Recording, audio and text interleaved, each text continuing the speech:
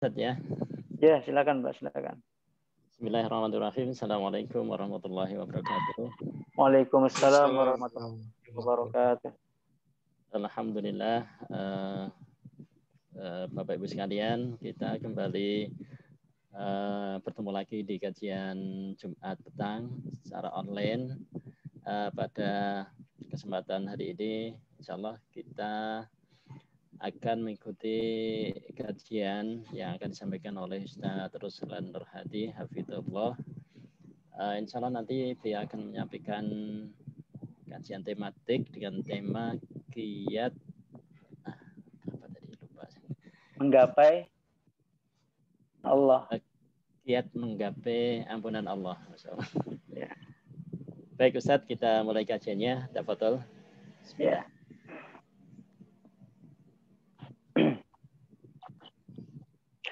Baik, bismillahirrahmanirrahim. Assalamualaikum warahmatullahi wabarakatuh.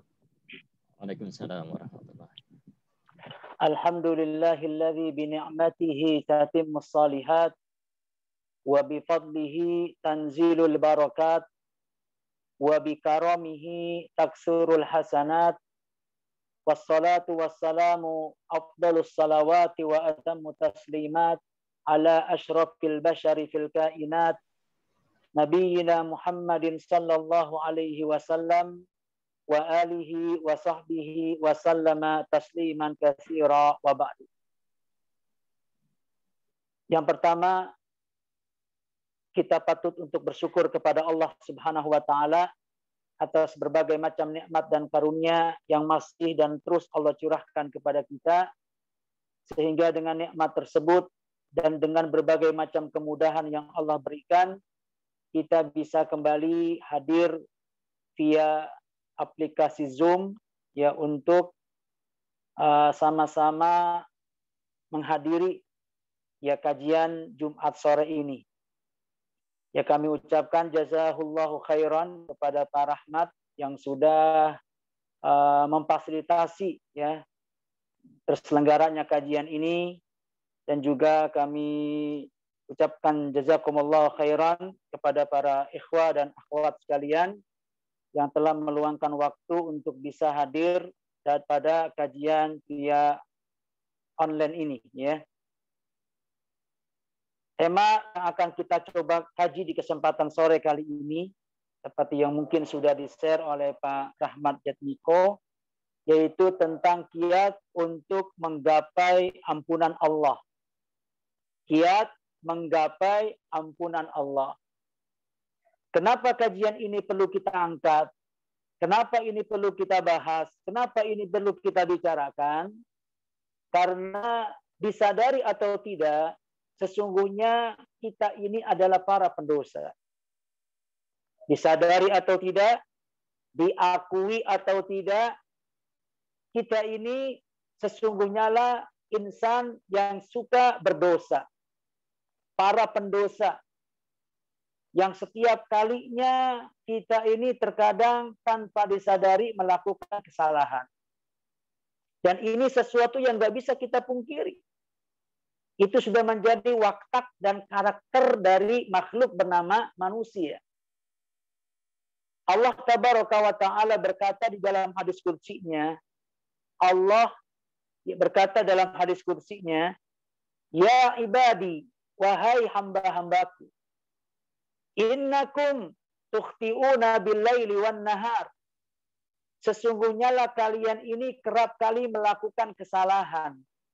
Sesungguhnya kalian, wahai anak Adam, hamba-hambaku, kerap kali melakukan dosa dan kesalahan bil-laili wan-nahar, baik siang maupun malam. Siapa yang menyatakan demikian? Allahu khaliquna. Allah sang pencipta kita. Dia yang sangat tahu tentang karakter bawaan kita.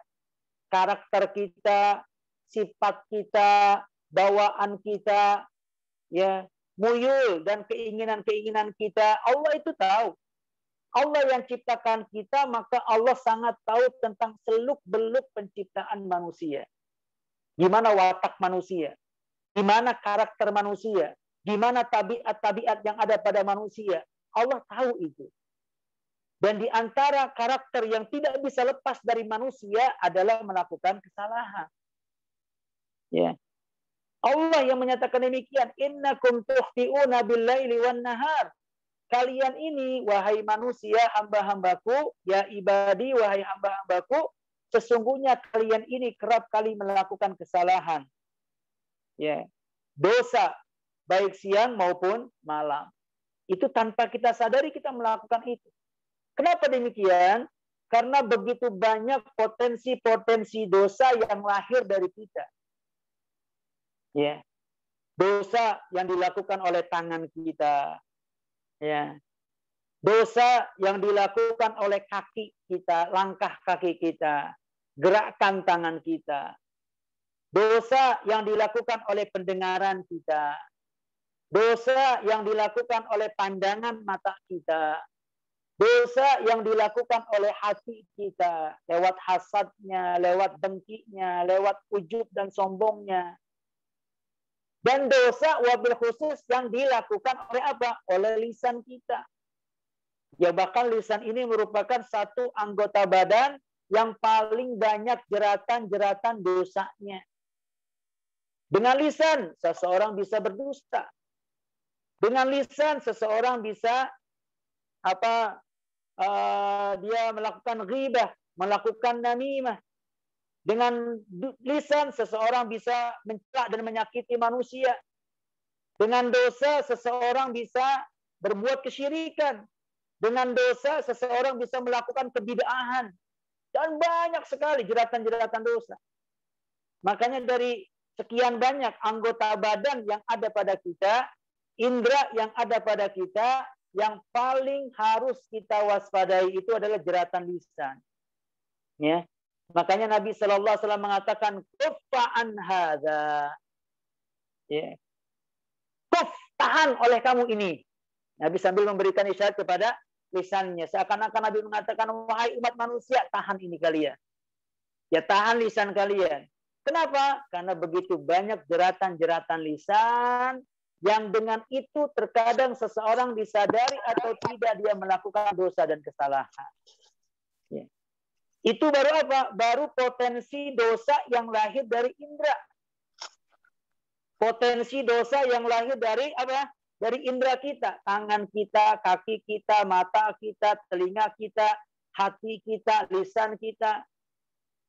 Belum lagi dosa yang ada, potensi dosa yang ada pada apa? Pada watak.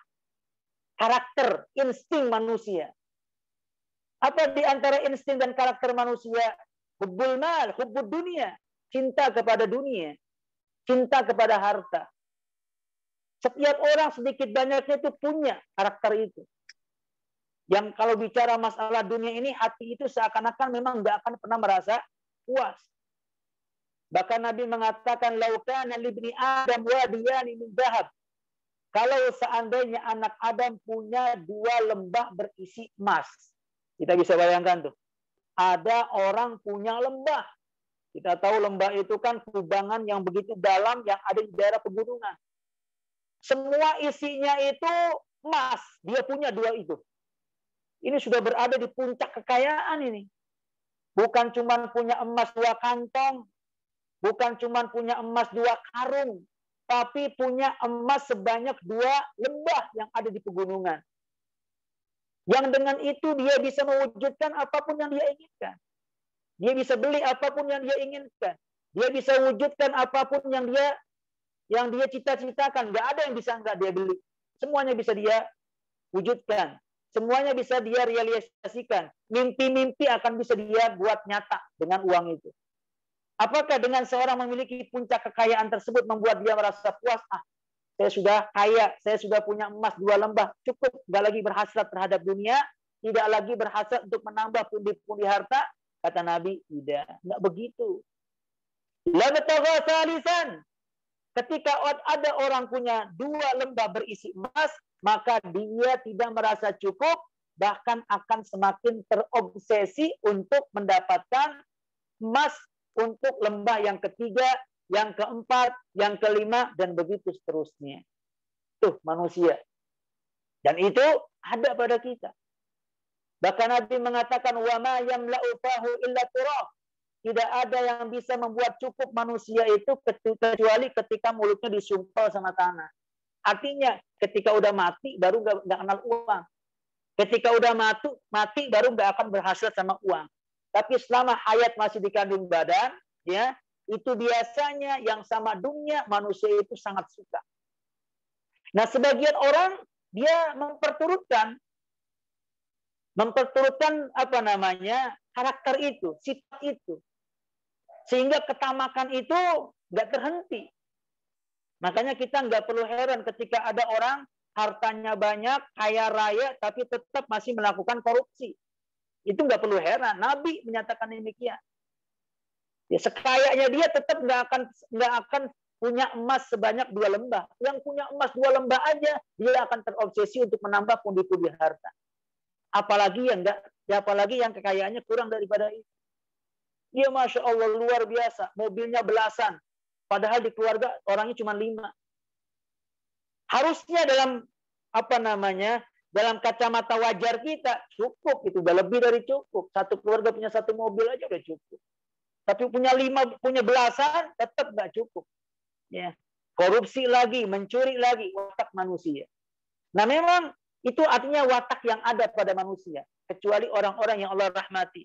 Nah, ketika memperturutkan biasanya merusak dan melanggar batasan-batasan Allah dan itu pun berpotensi melahirkan dosa. Jadi kerakusan manusia terhadap dunia, kerakusan kita terhadap dunia umat manusia ini lebih rakus daripada 2 serigala yang dilepas di tengah gerombolan kambing. Nabi menggambarkan demikian. Nabi pernah memberikan sebuah gambaran. Nabi mengatakan az-dzibani ja'ian. Ya seandainya ada 2 serigala dalam keadaan lapar. Kita bayangkan. Ada 2 serigala dalam keadaan lapar. Kemudian dia dilepas di tengah kerumunan domba. 2 serigala dilepas di tengah kerumunan domba. Kira-kira apa yang terjadi? Merusak atau tidak? Jelas merusak. Pasti merusak. Apalagi serigalanya itu dalam keadaan lapar. Dapat dipastikan domba-domba itu pasti akan dirusak oleh 2 serigala tadi. Ya, nggak mungkin 2 serigala ini akan berlaku sopan dan santun sama kambing-kambing. Permisi, mau lewat misalkan. Ya, permisi saya mau itu misalkan. Nggak mungkin. Pasti merusak. Nah manusia ambisinya terhadap dunia ketika diperturutkan lebih merusak daripada merusaknya 2 serigala yang dilepas di tengah kerumunan domba. Nabi membayangkan demikian. Nah ketika hal-hal seperti itu diperturutkan, ini juga perkara-perkara yang akan melahirkan potensi dosa. Lagi-lagi dosa dilakukan oleh manusia. Belum lagi dosa apa? Dosa dalam melalaikan kewajiban. Nah, ini juga satu hal yang nyaris sulit lepas dari kita. Kenapa? Karena begitu banyak kewajiban yang ada di pundak kita. Kita bisa bayangkan. Kita sebagai hamba Allah punya kewajiban yang harus kita tunaikan sebagai hamba Allah. Melaksanakan kewajiban-kewajiban yang Allah berikan sama kita. Selain itu, di saat yang bersamaan, kita juga sebagai kepala keluarga, kan? Status kita sebagai kepala keluarga, di situ ada kewajiban yang harus kita berikan kepada istri kita. Kita sebagai bapak punya kewajiban yang harus kita berikan kepada anak-anak kita. Bahkan di saat bersamaan, kita juga sebagai seorang anak. Bapak iya, suami iya, anak juga iya. Kita juga selain sebagai suami, selain sebagai bapak, terkadang kita juga sebagai anak di saat yang bersamaan punya kewajiban yang harus kita tunaikan kepada siapa? Kepada orang tua kita. Selain itu, kita punya kewajiban sebagai seorang karyawan, ya? Ada kewajiban nggak? Status kita sebagai karyawan ada kewajiban di sana? Jelas ada yang harus kita tunaikan, yang harus kita berikan kepada perusahaan tempat kita bekerja. Kalau kita sebagai atasan, kita punya kewajiban yang harus kita tunaikan kepada bawahan. Kalau kita bawahan, kita punya kewajiban yang harus kita tunaikan kepada atasan. Kalau kita penguasa, punya kewajiban yang harus kita tunaikan kepada rakyat kita. Kalau kita sebagai rakyat, kita juga punya kewajiban yang harus kita tunaikan pada penguasa kita. Kita sebagai tetangga punya kewajiban yang harus kita berikan kepada tetangga kita. Kita sebagai kerabat, saudara, sanak famili juga punya kewajiban yang harus kita berikan oleh saudara-saudara kita. Masya Allah, ada seabrak kewajiban di pundak kita. Sanggup melaksanakan itu semua tanpa cacat? Sanggup melaksanakan kewajiban itu semua tanpa celah? Tanpa ada kekurangan sedikit pun? Masya Allah. Rasa-rasanya tidak. Kita amat mengakui kelemahan kita. Rasa-rasanya nggak bisa kita menunaikan semua kewajiban tersebut secara full. Mi'ah fil mi'ah, 100% tanpa celah, tanpa cacat. Berat. Nah, di saat kita lalaikan kewajiban itu, entah kewajiban kita sebagai hamba Allah, entah kewajiban kita sebagai kepala keluarga, sebagai ayah, sebagai anak, sebagai atasan, sebagai bawaan, ketika ada kewajiban itu kita abaikan, dosa kita. Ini mungkin dosa-dosa yang tanpa kita sadari terjadi. Makanya wajar kalau Allah katakan, siang ataupun malam, kalian ini adalah makhluk yang nggak pernah lepas dari dosa. Allah yang katakan demikian, yang menciptakan kita. Dan sesungguhnya setiap dosa itu punya ancaman, punya hukuman. Artinya dengan dosa-dosa yang kerap kali kita lakukan, sedikit ataupun banyak, disadari atau tidak disadari, ya, sesungguhnya lah kita berhak untuk mendapatkan hukuman dari Allah. Karena setiap dosa itu ada hukumannya. Dan bahkan sebagian dosa itu hukumannya nggak perlu nunggu di akhirat. Di dunia sudah Allah berikan. Ya. Dan alhamdulillahnya, ikhwah sekalian billah, satu hal yang patut kita syukuri, bahwa Allah tabaraka wa ta'ala, Rabb kita, Tuhan kita adalah zat yang maha pengasih dan juga maha penyayang. Itu satu hal yang patut kita syukuri. Bahwa kita punya Tuhan yang sangat sayang sama kita, sama hamba-hamba. Kita punya Rabb yang begitu pengasih dan penyayang kepada kita. Kita nggak bisa bayangkan kalau seandainya Allah lebih mengedepankan azabnya daripada rahmatnya. Hancur kita. Allah lebih mengedepankan dendamnya daripada maafnya, binasa kita. Ya, kalau seandainya misalkan setiap kali dosa ada benjolan di badan kita misalkan. Setiap kali melakukan dosa ada benjol di badan kita. Ya, kita yakin nggak karu-karuan badan kita. Setiap kali melakukan dosa ada bintik hitam di wajah misalkan. Kita bisa bayangkan udah kayak apa irengnya wajah kita. Ya, udah nggak karu-karuan. Udah nggak berbentuk mungkin. Kalau setiap kali melakukan dosa, langsung Allah hukum. Habis kita, binasa kita. Bahkan Allah mengatakan di dalam surat An-Nahl, "Lau yu'akhidullahu an-nas." "Lau yu'akhidullahu an-nas bidhulmin ma taraka 'alaiha min dabah." Ya. Kalau seandainya Allah, kenapa? Halo? Kalau seandainya Allah menyegerakan hukuman bagi hamba-hambanya, hukuman bagi manusia dengan sebab kezalimannya, maka niscaya tidak ada yang tersisa di atas bumi ini, walaupun hanya sekedar binatang melata. Tidak akan ada yang tersisa. Kalau Allah segerakan setiap dosa dengan hukuman, habis kita semuanya. Binasa kita semuanya. Nggak ada satupun yang mampu bertahan di muka bumi ini. Kalau Allah lebih mendahulukan apa? Hukuman daripada azab. Ya, daripada rahmat. Kalau seandainya Allah mengedepankan dan mendahulukan dendam daripada maaf, habis kita. Tapi alhamdulillah Allah tidak seperti itu. Allah Rabb kita Ghafur, ya, pemaaf. Rahim, penyayang. Ya. Nah, kasih sayang Allah, sifat maghfirah Allah inilah yang harus pandai-pandai kita manfaatkan. Sebab kalau ini nggak mampu kita manfaatkan, sampai mati kemudian dosa ini kita bawa tanpa kita minta ampunan dari Allah, wajar kalau Allah nanti akan menghukum kita. Makanya Allah ketika menghukum seorang hamba itu bukan berarti Allah zalim. Ya. Ketika Allah memasukkan manusia ke dalam surga dengan rahmat dan kasih sayangnya. Dan ketika Allah hukum manusia, masukkan mereka ke dalam neraka, itu dengan keadilannya, bukan dengan kezaliman. Ya. Rasa rahmat itu, kasih sayang Allah itu sudah Allah berikan di dunia.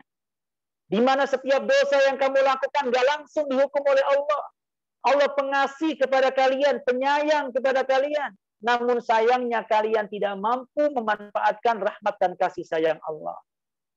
Makanya Allah katakan ini, kabarkan ini melalui lisan Rasulnya Sallallahu Alaihi Wasallam di dalam surat Al-Hijr. Perhatikan, dalam surat Al-Hijr Allah mengatakan, Nabi ibadi, wahai Muhammad, sampaikan kepada hamba-hambaku. Allah katakan demikian. Nabi ibadi, sampaikan, kabarkan kepada hamba-hambaku. Anni anal ghafurur rahim. Sesungguhnya aku ini ghafur. Ya, pemberi maaf. Rahim, penyayang. Pengampun, ghafur, maha pengampun. Aku ini zat yang maha pengampun, pemaaf. Rahim dan penyayang. Maka pengampunan Allah, kasih sayang Allah harus kita manfaatkan.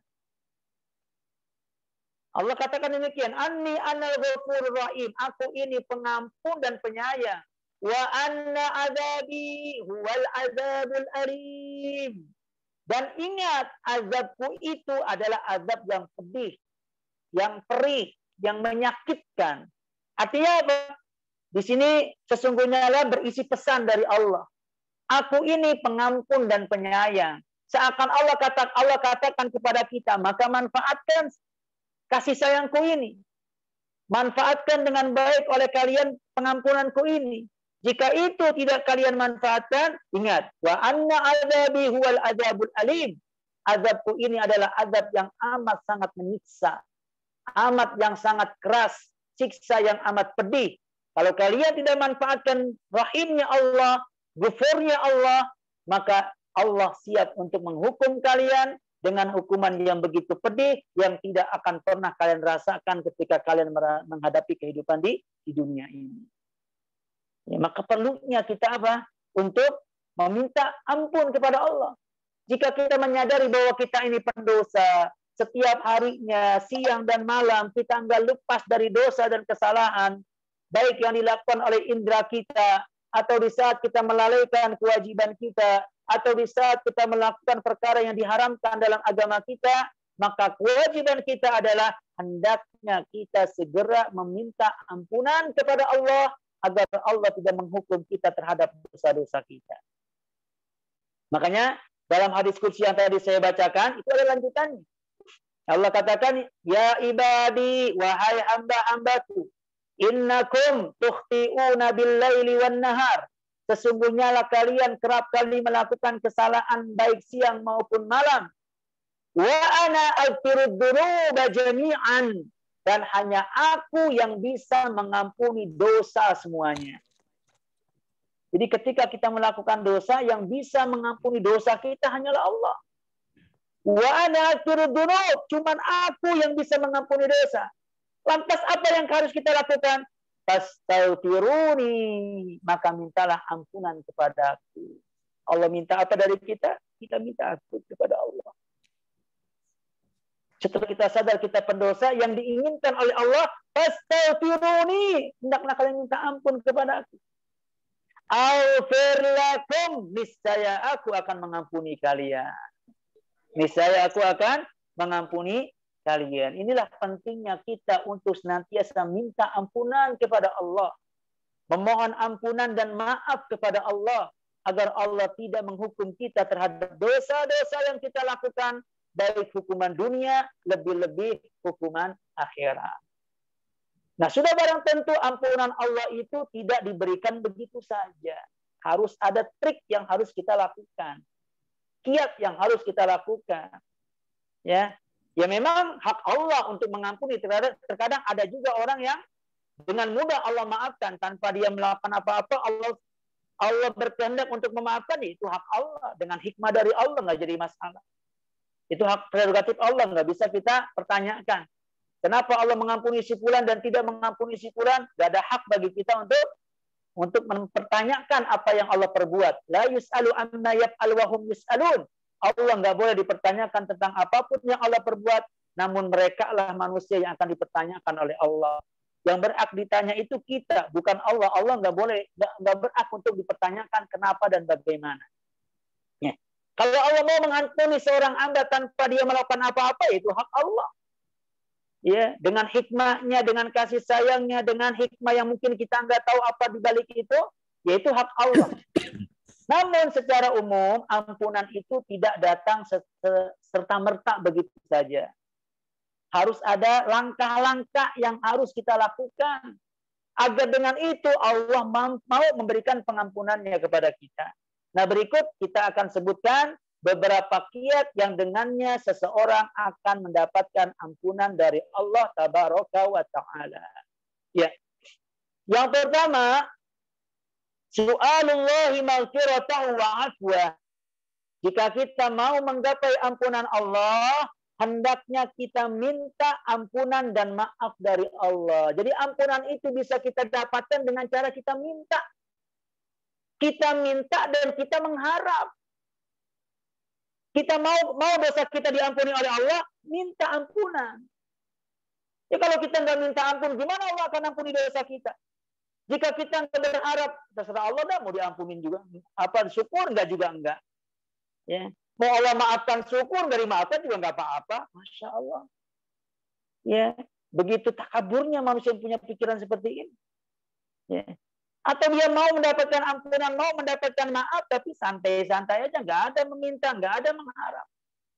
Jika Anda mau diampuni dosa Anda, mau diampuni dan dimaafkan dosa-dosa kita, maka yang harus kita lakukan, segera minta ampunan dan maaf dari Allah Tabaraka wa Ta'ala.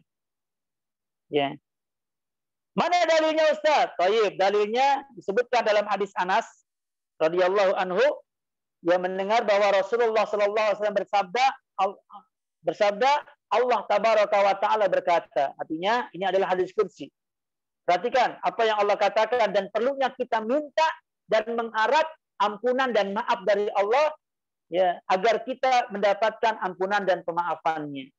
Allah mengatakan, ya bena Adam, wahai anak Adam. Siapa anak Adam? Ya kita, manusia. Jadi ketika disebut kalimat anak Adam, maksudnya adalah siapa? Apakah orang-orang Arab yang ada di Saudi sana? Tidak. Semua kita, baik yang Arab, yang non-Arab, yang kulitnya putih, yang kulitnya merah, yang kulitnya coklat, yang bahasanya bahasa Eropa, yang bahasanya bahasa Indonesia, Melayu, semuanya itu anak Adam. Karena kalau diruntut siapa kita? Kita ini anak bapak kita.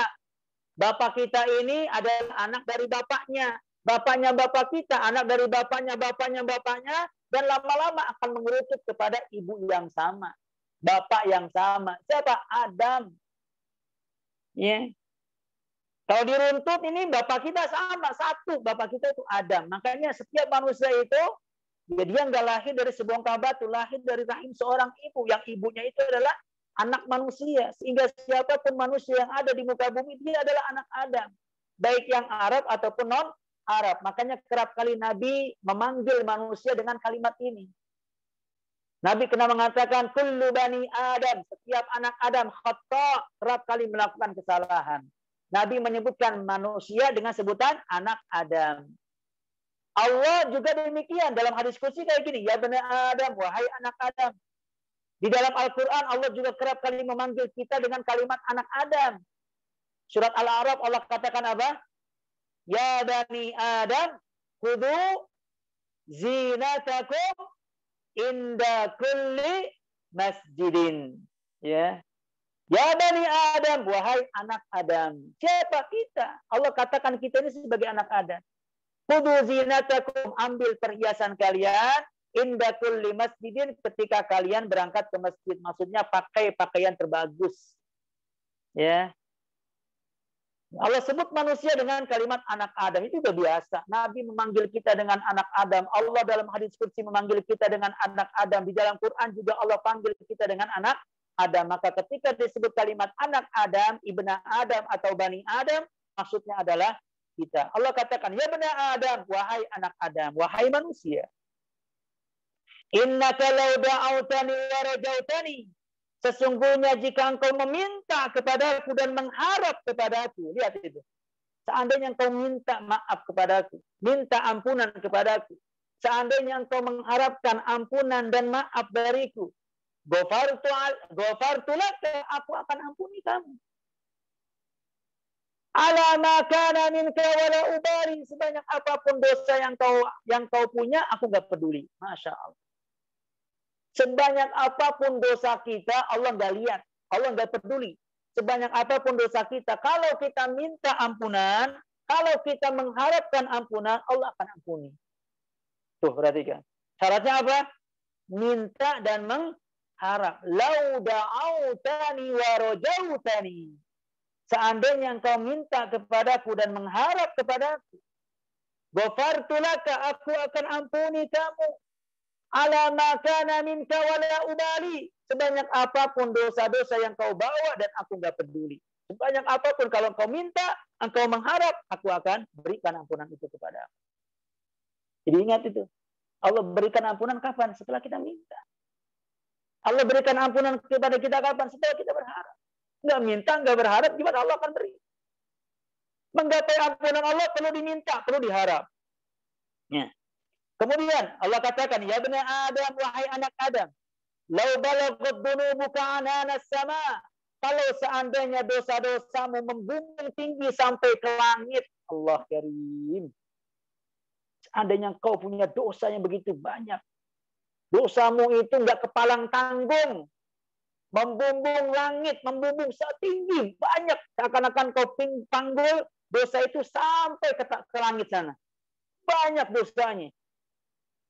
Lalu balaghat dhunubuka ananas sama, seandainya dosa membumbung tinggi sampai ke langit, tsummastaghfartani, kemudian kau minta ampun kepadaku, minta ampun, ghafartu laka, niscaya aku akan mengampunimu.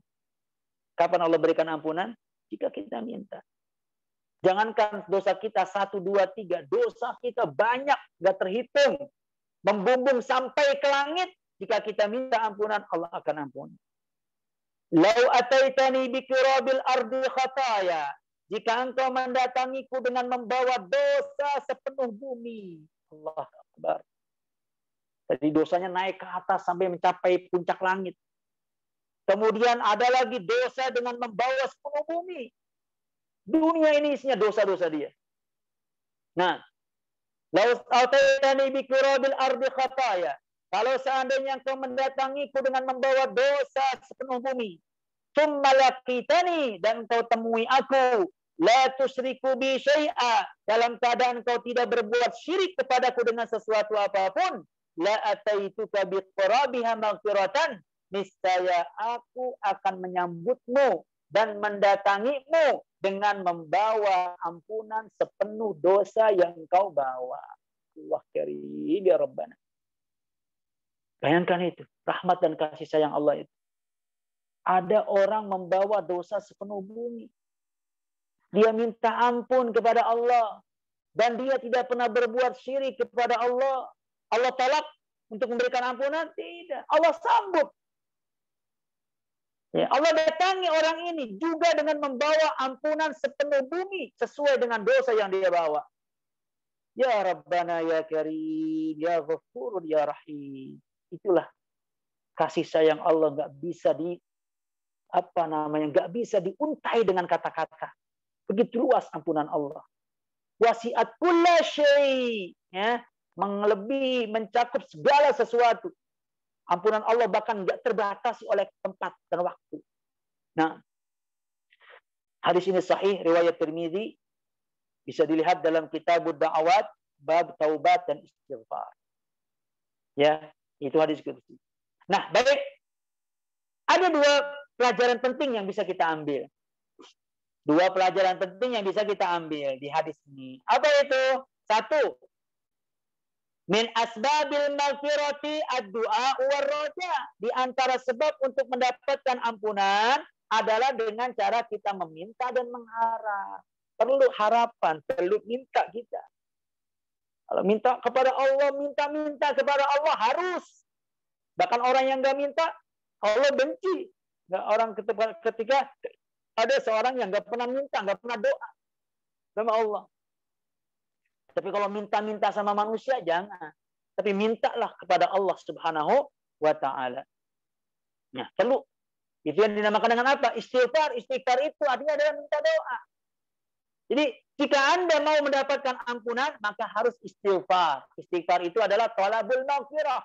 Minta ampun. Sering-sering lisan kita mengucapkan istighfar. Astaghfirullah. Aku minta ampunan kepada Allah. Astaghfirullahaladzim. Ya. Atau minimalnya astaghfirullah. Mau ditambah dikit, astaghfirullahaladzim. Mau ditambah dikit, astaghfirullahaladzim. Alladzi la ilaha illa huwal hayyul qayyum wa atubu ilaih. Ya. Dari sekian banyak lafaz-lafaz istighfar, sudah barang tentu yang paling terbaiknya adalah membaca sayyidul istighfar. Ya, mungkin Bapak Ibu pernah dengar istilah itulah sayyidul istighfar, yang kita amat disukai membaca sayyidul istighfar setiap pagi dan petang. Dari sisi maknanya luar biasa. Maka pantas kalau sayyidul istighfar ini perlu dibaca sebagai bentuk pengakuan kita. Ya, kerendahan kita, mengakui kerendahan dan kealpaan kita kepada Allah. Seakan-akan itu rengekan kita untuk segera minta ampunan kepada Allah. Allahumma anta rabbi la ilaha illa anta. Ya Allah, anta rabbi, engkau adalah Rabbku. La ilaha illa anta. Tidak ada ilah yang berhak diibadahi dengan benar kecuali engkau. Wa ana abduk. Aku ini adalah hambamu. Yang fakir, yang lemah, pendosa. Ala ahdika wa wa'dik. Yang senantiasa berada pada perjanjianmu, dan aku akan tunaikan kewajiban itu, perjanjian itu semampuku. Ala ahdika wa wa'dika mastata'tu. Abu'u laka bi ni'matika alayya. Aku amat menyadari begitu banyak nikmat-nikmat yang kau berikan kepada aku. Sebagai wujud apa? Pengakuan bahwa kita itu begitu banyak menikmati kenikmatan dari Allah. Begitu banyak nikmat Allah yang kita rasakan. Baik kita sadari ataupun tidak kita sadari. Ya, mata yang melihat, telinga yang masih mendengar, kemudian lisan yang masih bisa mengucap dan mengecap, ya, mengecap rasa, mengucap kata.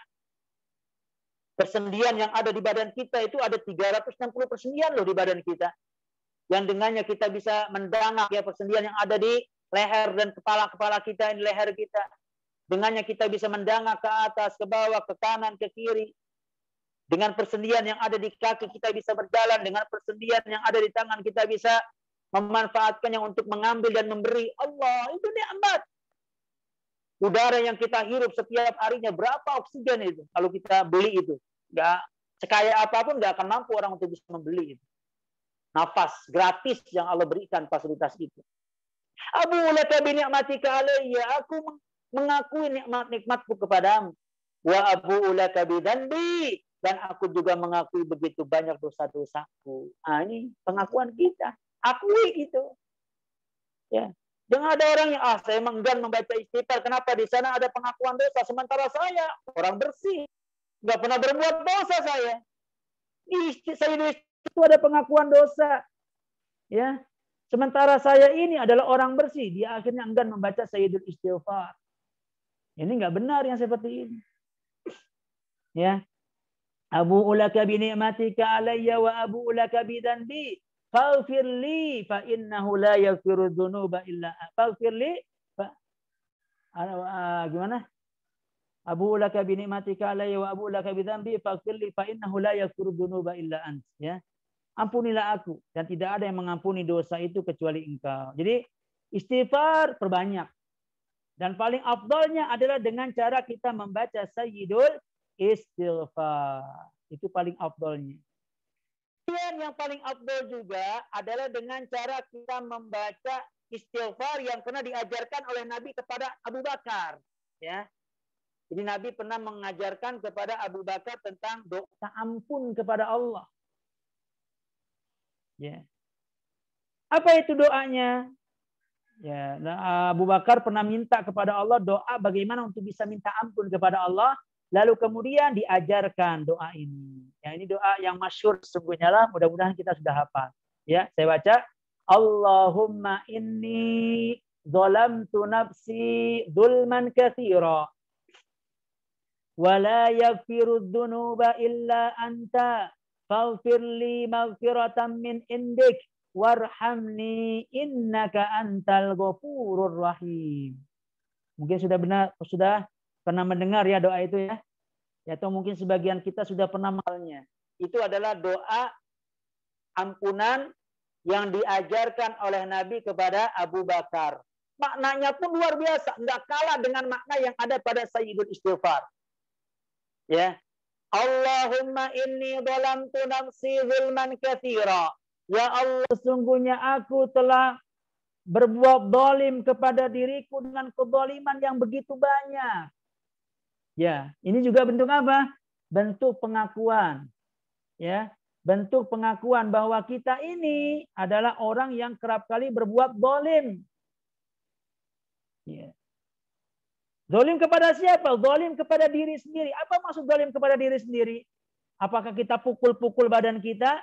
Kita cobak-cabik badan kita tampar-tampar pipi kita robek-robek kulit kita. Bukan seperti itu cara zalim kepada diri sendiri. Bagaimana cara seorang berbuat zalim kepada diri sendiri? Dengan cara dia membiarkan dirinya larut dalam dosa. Maka ketika ada orang yang kerap kali melakukan dosa, sesungguhnya dia telah berbuat zalim sama dirinya sendiri. Ya. Dan dengan kezaliman yang banyak. Wala yaghfiru dzunuba illa anta. Tidak ada yang bisa mengampuni dosa tersebut kecuali Engkau ya Allah. Faghfirli maghfiratan min indik. Maka berilah aku ampunan darimu. Warhamni, sayangi aku. Itu kan minta semua itu. Faghfirli, ampuni aku dengan ampunan darimu. Warhamni, sayangi aku. Innaka antal ghafurur rahim. Sesungguhnya engkau adalah pengampun dan juga penyayang. Allah karim. Maknanya luar biasa ini, Pak. Ya. Jadi jangan sampai sepanjang hidup kita nggak pernah minta ini. Syukur-syukur kalau ini dirutinkan. Seperti saya beristighfar pagi dan petang. Nggak bisa pagi, petangnya dibaca. Nggak bisa petang, paginya dibaca. Nggak bisa pagi, nggak bisa petang di hari ini, esoknya kita baca. Atau sempatnya kita baca. Ya perlu dibaca, perlu dicatat, perlu dibaca. Kalau perlu dihafal. Sesekali kita juga baca istighfar yang diajarkan oleh Nabi kepada Abu Bakar. Karena maknanya luar biasa. Bentuk pengakuan diri kita kepada Allah Jalla wa'ala. Itu syarat utama untuk apa? Mendapatkan ampunan. Harus minta dan mengharap. Kemudian yang kedua, pelajaran yang kita ambil dari hadis qudsi yang pertama adalah apa? Sebab mendapatkan ampunan itu perlu meminta dan mengharap. Pelajaran yang kedua, bahwa syarat untuk mendapatkan ampunan itu harus bertauhid. Makanya Allah mengatakan, La tusyriku bi syai'in. Engkau datang kepadaku dengan tidak mensyirikan aku dengan sesuatu apapun, baru aku akan ampuni. Menunjukkan syarat utama untuk bisa mendapatkan ampunan dari Allah adalah apa? Bertauhid. Jangan pernah kita melakukan kesyirikan. Syirik itu artinya memalingkan ibadah kepada selain Allah. Ibadah yang seharusnya kita persembahkan untuk Allah, justru kita persembahkan, kita palingkan kepada selain Allah. Itu hakikat kesyirikan. Doa itu harus ditujukan kepada Allah.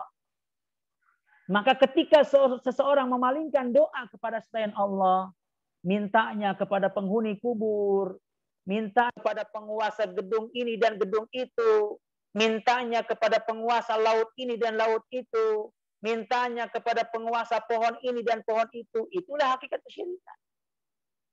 Korban itu harus dia persembahkan untuk Allah. Ketika seorang berkorban yang kepalanya dia persembahkan kepada penguasa laut misalkan, atau kepada penghuni jin-jin yang ada di gedung tertentu misalkan, itu merupakan apa? Bentuk korban kepada selain Allah. Sudah masuk kategori syirik.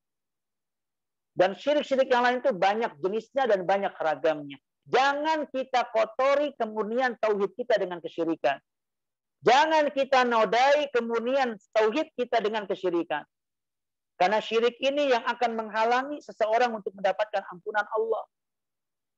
Ya, ketika ada orang mati dengan membawa dosa kesyirikan, maka pintu ampunan tertutup. Allah nggak sudi mengampuni orang yang berbuat syirik.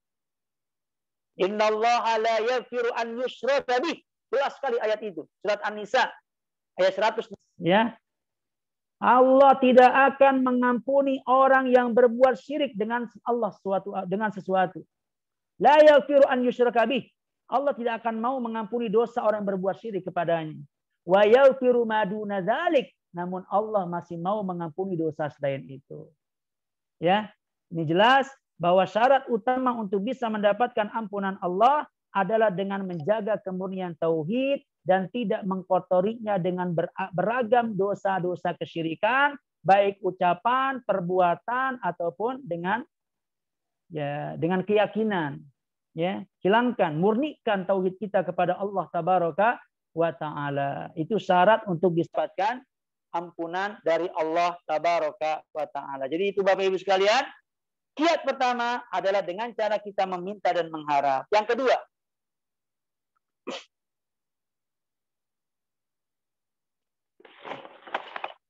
untuk bisa mendapatkan ampunan dari Allah adalah ittiba'us sunnah.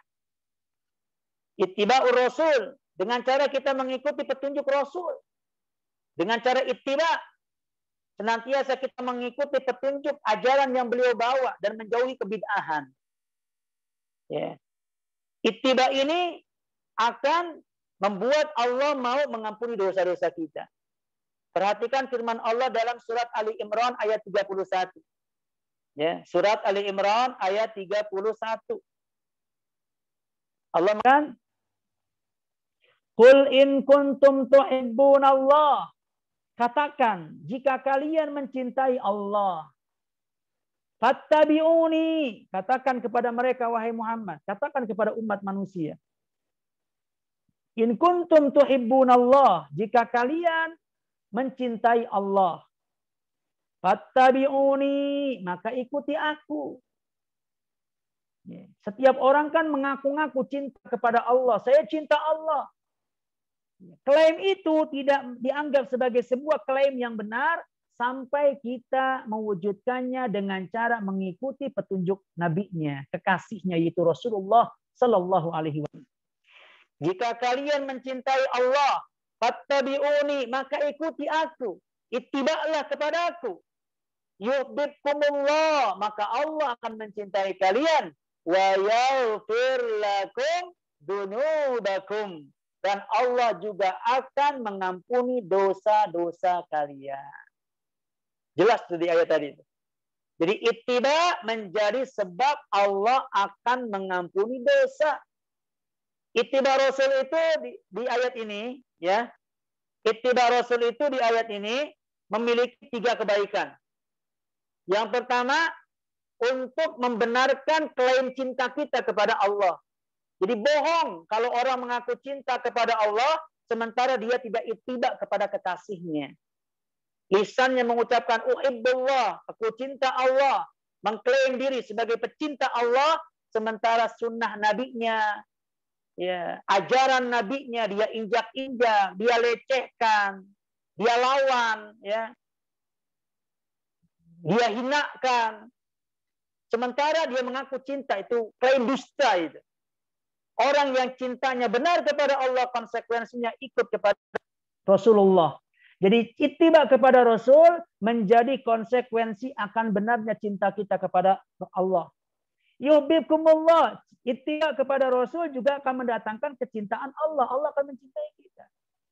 Dan yang ketiga, cinta Allah mendatangkan ampunannya. Karena Allah mengatakan, yaghfir lakum dunubakum.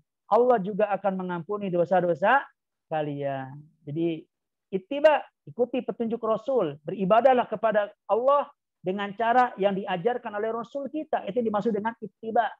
Tidak mengada-ngada. Tidak melakukan perbuatan bid'ah yang tidak diajarkan. Ya, Ittabi'u wa la tabta'idu. Ya, Nabi mengatakan demikian, ya, ittabi'u wa la tabta'idu. Ya, ikutilah dan jangan melakukan kebid'ahan dalam urusan agama. Yang ketiga, sebab yang ketiga, as-sadaqatu wal ihsan, al-iman wal amalus saleh. Iman yang diiringi dengan amal saleh. Kita iman iya, tapi iman itu kan butuh bukti. Apa bukti iman? Amal. Jadi iman dan amal ini dua hal yang nggak bisa terpisahkan.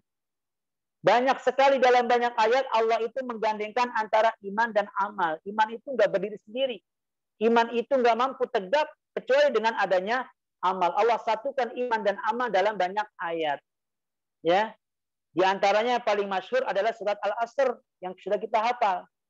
Wal asri innal insana lafi khusr illal ladzina amanu wa 'amilus shalihat. Kecuali orang-orang beriman dan beramal saleh. Allah gandengkan iman dan amal. Innal ladzina amanu wa 'amilus shalihat. Innallaha yudkhilul ladzina amanu wa 'amilus shalihat. Sesungguhnya Allah akan memasukkan orang-orang beriman dan beramal saleh. Memasukkan ke mana? Jannat, memasukkannya ke surga. Tajri min tahtihal anhar, yang mengalir di bawahnya sungai-sungai. Allah sandingkan itu antara iman dan amal. Iman dan amal selain itu juga akan bisa mengundang ampunan Allah. Perhatikan firman Allah dalam surat Al-Maidah ayat 9. Jadi setiap statement, pernyataan, saya datangkan dalilnya. Ya, jadi tidak hanya ucapan yang omong kosong. Ya, ada dalil yang menguatkan pernyataan tadi. Dalil tentang iman dan amal akan mendatangkan ampunan dari Allah, surat Al-Maidah ayat 9. Allah mengatakan, wa'adallahu alladhina amanu wa 'amilus shalihat. Allah menjanjikan orang-orang yang beriman dan beramal saleh. Allah menjanjikan. Apa yang Allah janjikan? Lahum maghfirah.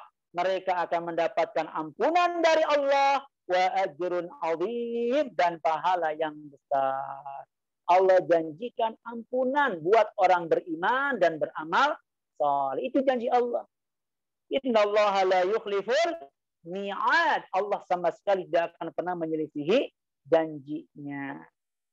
Jika kita mau diampuni dosa kita, maka alhamdulillah kita sudah beriman. Ayo kita tegakkan iman kita, kita murnikan iman kita buktikan kebenaran iman kita dengan amal saleh. Apa itu amal saleh? Yaitu amal yang dibangun di atas keikhlasan dan ittiba kepada Rasulullah Sallallahu Alaihi Wasallam. Itu karakter amal saleh itu kayak gitu.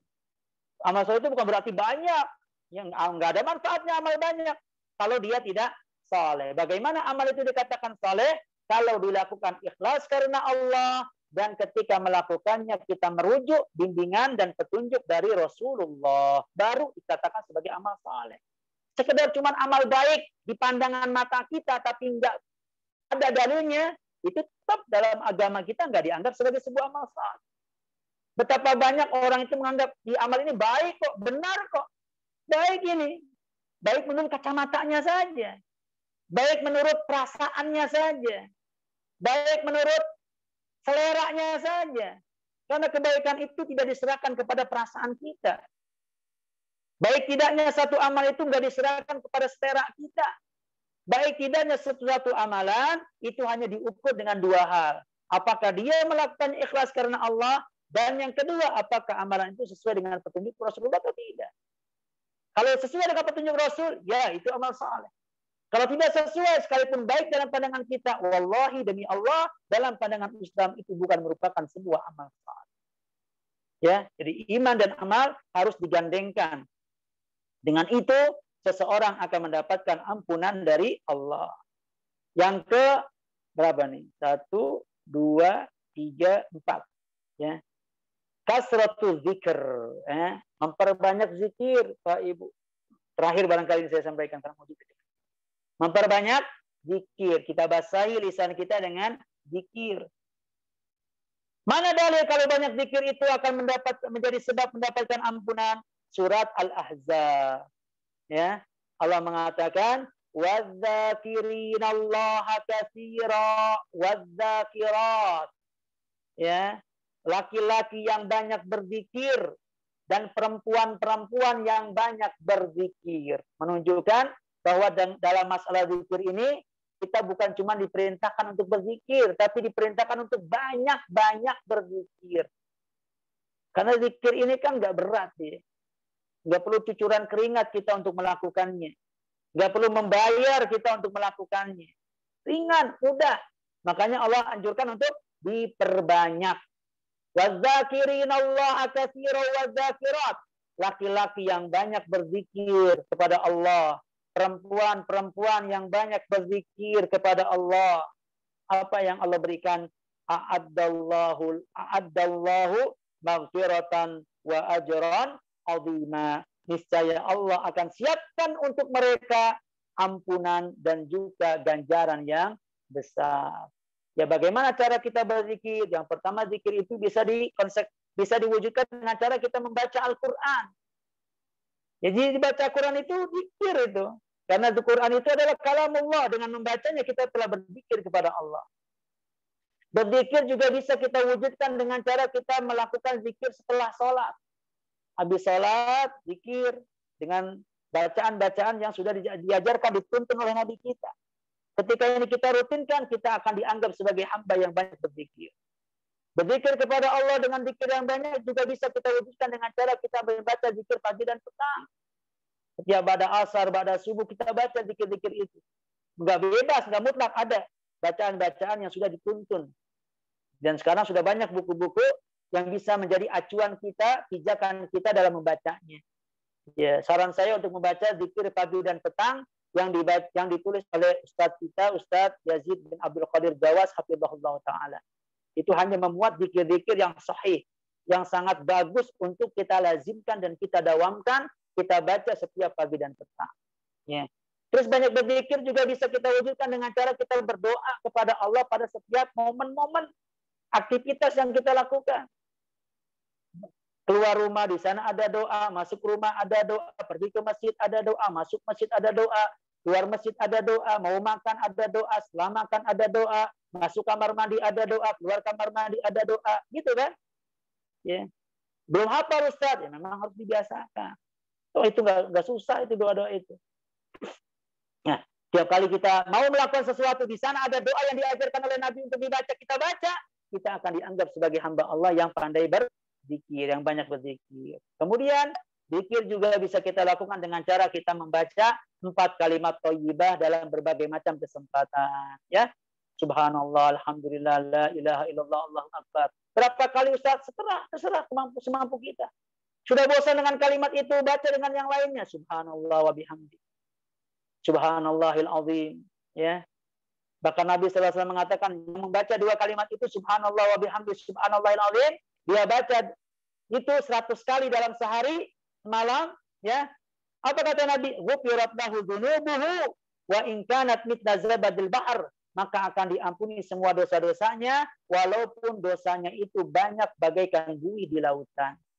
Baca Subhanallah wa bihamdi Subhanallahil azim. Ya, TV Upit, mungkin Bapak pernah dengar TV Upit, bisa di YouTube itu ya. Pernah melakukan uji coba, berapa lama sih kita baca Subhanallah wa bihamdi Subhanallahil azim 100 kali itu butuh berapa lama? Ternyata nggak lebih dari 3 menit, Pak. 3 menit. Baca 100 kali nggak lebih dari 3 menit.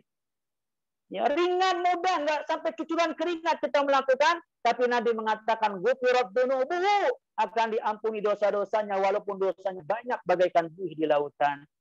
Ya, saya kira itu saja beberapa sebab amalan yang insya Allah akan mendatangkan ampunan. Semoga Allah Tabaraka wa Ta'ala memberikan taufik, kekuatan dan kemudahan kepada kita untuk bisa melakukannya, agar dengan itu Allah memberikan ampunan, rahmat dan kasih sayangnya kepada kita semuanya, dan tidak menghukum kita terhadap dosa-dosa yang kita lakukan. Wassallallahu ala nabiyyina Muhammadin wa ala alihi wa sahbihi wasallam.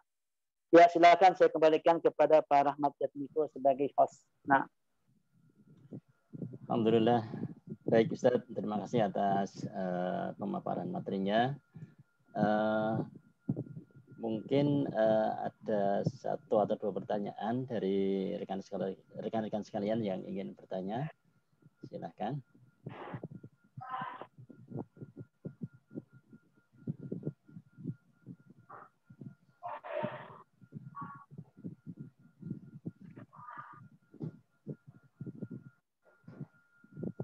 Baik, kayaknya tidak ada pertanyaan ini Ustaz. Alhamdulillah. Mungkin kita cukupkan aja Ustaz kajian sore hari ini. Mungkin ada kata-kata penutup Ustaz, betul kesimpulan gitu mungkin. Ya, nampaknya kesimpulan sudah tadi disampaikan. Ya, artinya ya apa yang sudah tersampaikan lah. Tinggal kita sudah tahu ilmunya, tinggal bagaimana kita memohon kepada Allah kekuatan, kemampuan dan kemudahan untuk bisa mewujudkannya dan merealisasikannya di diri kita masing-masing. Ya, saya kira itu Pak Rahmat. Ya, baik Ustaz, terima kasih atas waktunya dan juga teman-teman sekalian atas waktunya mengikuti kajian pada sore hari ini. Saya tutup. Assalamualaikum warahmatullahi wabarakatuh. Waalaikumsalam warahmatullahi wabarakatuh. Jazakallah khair Ustaz. Waalaikumsalam.